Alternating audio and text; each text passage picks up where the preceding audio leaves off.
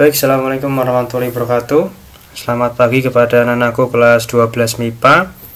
Ini adalah materi ketiga ya dari bab listrik dinamis atau listrik DC.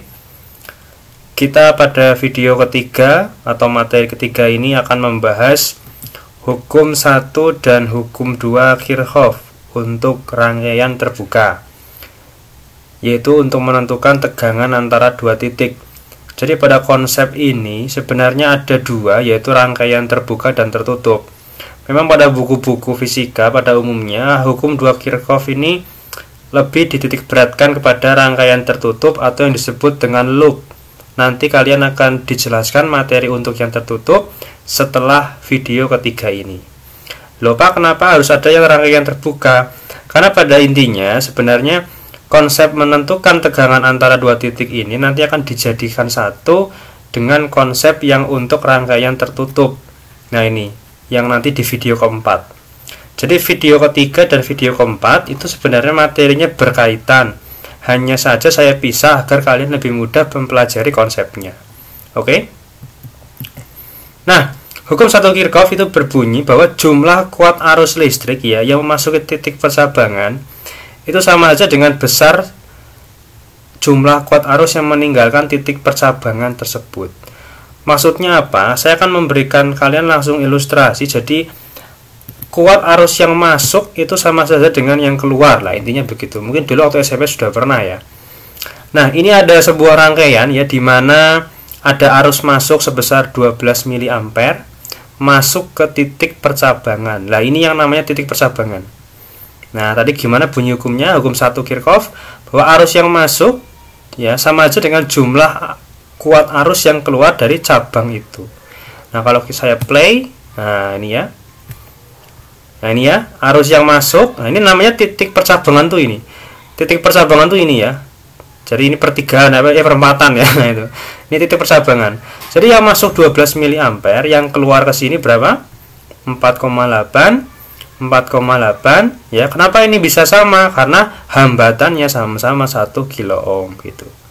Lalu yang lewat bawah 2,4 ya, ini lebih kecil arusnya karena hambatannya besar ya. Kalian ingat lagi konsep tentang hambatan dan arus. Kalau hambatannya besar berarti arus yang lewat kecil.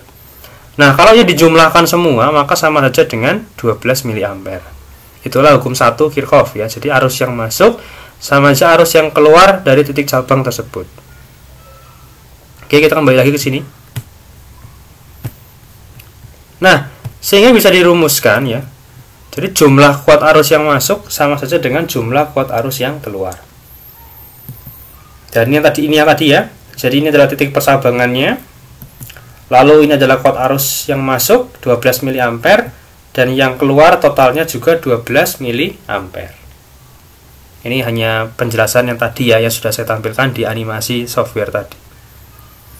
Oke, lanjut. Hukum 2 Kirchhoff. Nah, ini ada sedikit penekanan di sini bahwa hukum kedua Kirchhoff ini adalah untuk yang rangkaian terbuka. Jadi fungsinya untuk menentukan dua titik ya. Menentukan dua titik gimana Pak? Menentukan beda potensialnya. Jadi dalam rangkaian listrik itu, arus listrik itu kan mengalir dari apa? Potensial tinggi ke potensial rendah ya, atau kalau di batu baterai itu kutub positif ke kutub negatif. Artinya kutub positif itu memiliki potensial yang lebih tinggi daripada yang kutub negatif. Sehingga kalau misalkan ada gambar seperti ini, lah ini arus listriknya berarti ke kanan, artinya titik A itu potensialnya lebih tinggi dari titik B. Nah, berarti ada bedanya, ada perbedaan potensial titik A dengan titik B. Nah, beda potensial itu disebut dengan tegangan. Nah, ya jadi kalian harus hati-hati dengan konsep ini. Nah, hukum 2 Kirchhoff untuk rangkaian yang terbuka seperti ini ya. Jadi tegangan ya atau beda potensial itu sama saja. Antara titik A dengan B bedanya ya. Itu sama saja dengan penjumlahan. Nah, ini ya. GGL itu artinya apa namanya? Komponen sumber listriknya ya. Ini penjumlahan GGL-nya disimbolkan dengan epsilon. Jadi GGL itu sebenarnya singkatan dari gaya gerak listrik ya. Jadi itu adalah sumber listriknya, biasanya batu baterai atau dan lain-lain, dijumlah dengan penjumlahan beda potensial yang jatuh. Nah ini IR itu V ya, beda potensial yang jatuh pada setiap hambatan. Jadi dijumlah. Nah untuk VAB ini ya, tadi adalah tegangan antara titik A dan B, sama aja dengan beda potensialnya, sehingga bisa ditulis VAB sama dengan VA min VB. Untuk potensial satuannya volt ya, jadi ini satuannya volt. Nah ini ya. Oke lanjut. Nah dalam persamaan hukum 2 Kirchhoff ini ya, ini ada aturan tandanya, dimana akan saya jelaskan secara singkat dan bertahap. Untuk aturan tanda sigma ini yang epsilon, maaf ya, epsilon ini, epsilon itu berarti tadi apa, yang GGL-nya itu menggunakan aturan seperti ini. Jadi ketika ada arah loop, nah sebelum saya membahas lebih jauh dulu, loop itu adalah sebuah rangkaian tertutup. Tetapi di sini agar lebih mudah memahami, loop itu adalah arah pandang. Jadi seperti kalau loop ini ke kanan, berarti kita memandangnya itu ke kanan gini, arah pandang. Kalau loop ke kiri, berarti arah pandang ke kiri. Ya. Nah, nanti agar kalian lebih memahami istilah loop.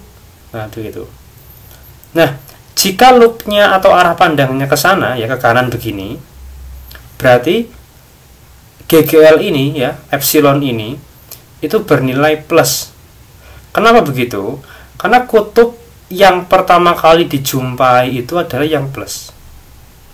Jadi mudahnya seperti itu. Pada simbol GGL ya untuk baterai itu kan simbolnya garis panjang dengan garis pendek. Yang panjang itu berarti yang plus, yang pendek yang min. Kalau loopnya ke sini ya, set ke sini ke kanan, berarti yang dijumpai terlebih dahulu adalah yang plus, sehingga nilai GGL-nya nanti plus. Kalau yang ke kiri, berarti GGL-nya tandanya min. Kenapa? Karena yang dijumpai ya ini yang negatif terlebih dahulu. Lalu aturan IR atau tegangan yang jatuh pada resistor atau hambatan.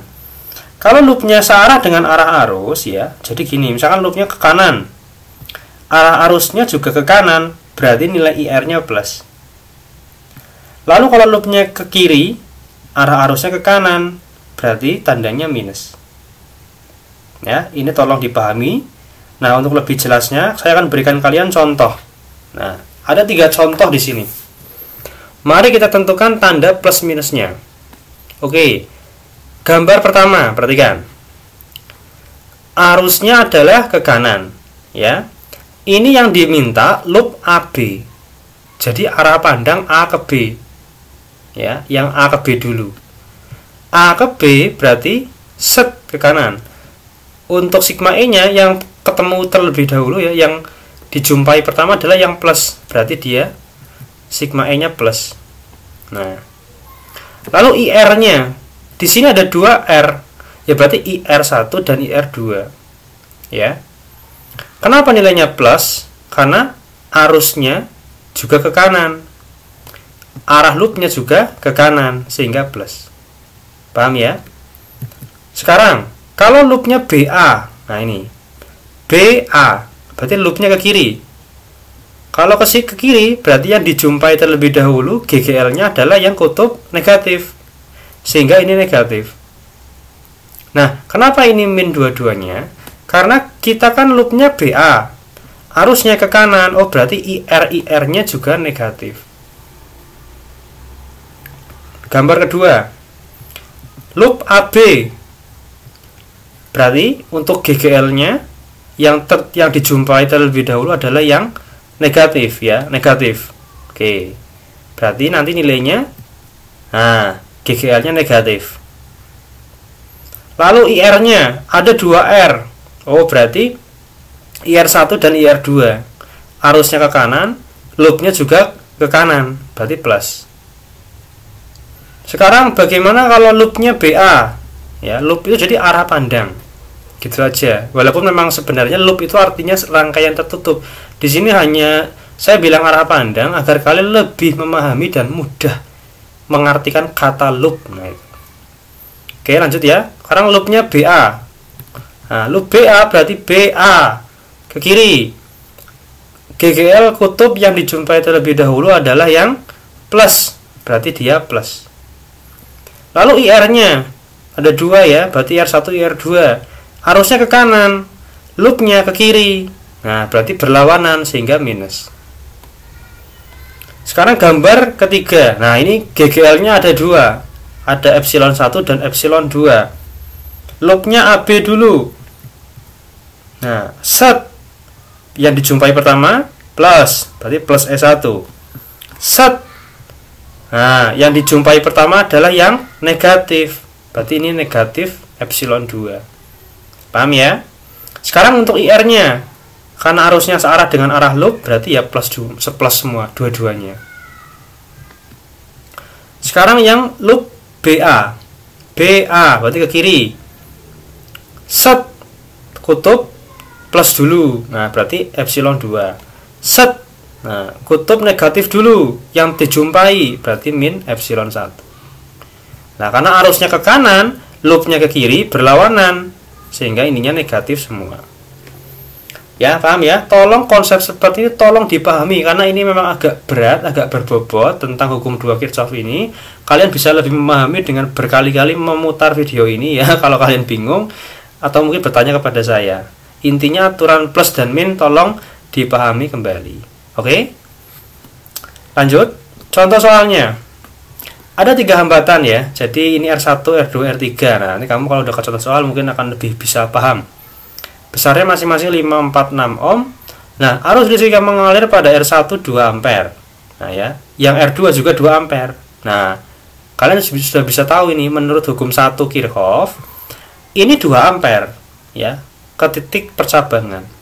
Ke atas ini 2 ampere. Berarti menurut kalian ada nggak yang ke bawah? Ya nggak ada ya, berarti tidak ada arus yang ke sini, ke cabang 03. Gitu ya. Nah, pertanyaannya, berapa potensial di titik 2 dan 3? Berapa potensial di sini dan di sini? Nah, mari kita selesaikan ini. Langkah pertama, kita tadi sudah tahu bahwa arus yang lewat sini adalah berapa tadi? 2 ampere ya. Dan potensial di titik 1 20 volt. Nah, di sini tuh 20 volt potensialnya. Sehingga kita bisa menggunakan hukum 2 Kirchhoff untuk V. Kalau ini kan VAB sama saja V10 berarti ya, 10. Nah, karena di sini di 10 ini tidak ada GGL ya, tidak ada baterai gitu ya. Berarti langsung saja ini 0. Berarti tinggal IR. Lah IR-nya ada berapa? R-nya cuma 1 ya, berarti IR-nya cuma 1. Kalau yang dicontoh yang sebelumnya tadi yang gambar-gambar 3 itu kan IR-nya ada 2. Berarti IR-nya 2 kali gitu ya. Lalu V10 berarti V1 min V0 sama dengan IR1. V1 berarti potensial di titik 1. Tadi berapa? 20 volt ya, min VO. Ya, ini berapa? Lalu kita temukan ya, I-nya 2 ampere, R-nya tadi 5 ohm dikali, sehingga kita dapatkan VO ini ya, potensial di titik O adalah 10 volt. Nah, ya paham ya. Jadi di sini 20 volt, di sini 10 volt. Arus yang mengalir ke kanan. Nah, berarti kan arus mengalir dari potensial tinggi ke potensial rendah. Ini kan 20 volt, ini 10 volt. Paham ya? Nah, VO yang 10 volt ini kita gunakan untuk mencari V2 yang ditanyakan di soal gitu ya. Sekarang kita analisis cabang yang 02 menggunakan hukum 2 Kirchhoff juga ya. Nah, inilah fungsi hukum 2 Kirchhoff untuk menentukan beda potensial di antara 2 titik ya, tadi ya. Nah, seperti ini kita dapatkan V2-nya 2 volt. Ya, ini I-nya kan 2, R-nya 4. Terakhir, kita menentukan cabang yang 03. Tadi saya sudah singgung bahwa tidak ada arus yang melewati cabang 03.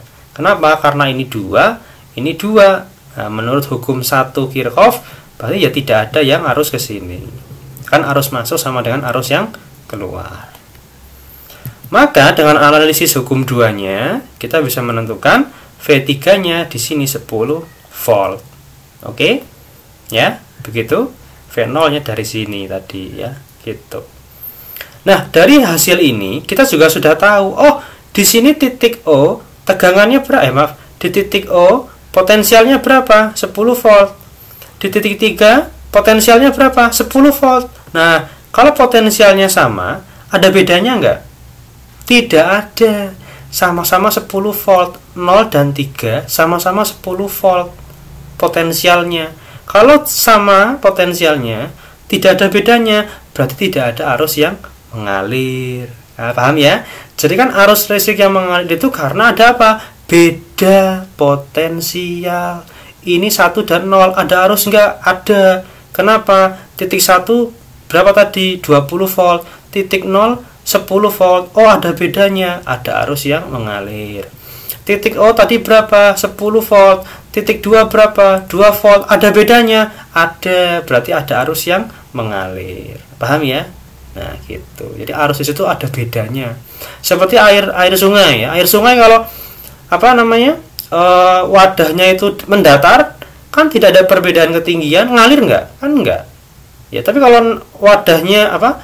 Lintasannya itu kita yang satu tinggi, yang satu rendah, kan ngalir ke bawah. Nah, seperti itulah analogi tentang arus listrik. Oke, paham ya? Nah, selanjutnya seperti biasa silakan kerjakan soal-soal ini ya. Ada 3, ini nomor 1. Nah, ini berapa nih kuat arus yang melalui cabang PI ya dengan hukum 1 Kirchhoff. Nomor 2, ya ini dengan hukum 2 ya, hukum 2 Kirchhoff. Dan nomor 3. Nah, ini. Yang nomor 3 silakan kalian harus teliti ya dan pelan-pelan karena ini soal yang benar-benar berbobot. Oke, silakan dipahami, dikerjakan dan diupload. Saya tunggu untuk tugas yang kalian lakukan ini. Semoga kalian memahami tentang materi hukum Kirchhoff ini. Nanti materi keempat kita akan masuk lagi sama hukum Kirchhoff ini untuk yang rangkaian tertutup. Terima kasih. Assalamualaikum warahmatullahi wabarakatuh.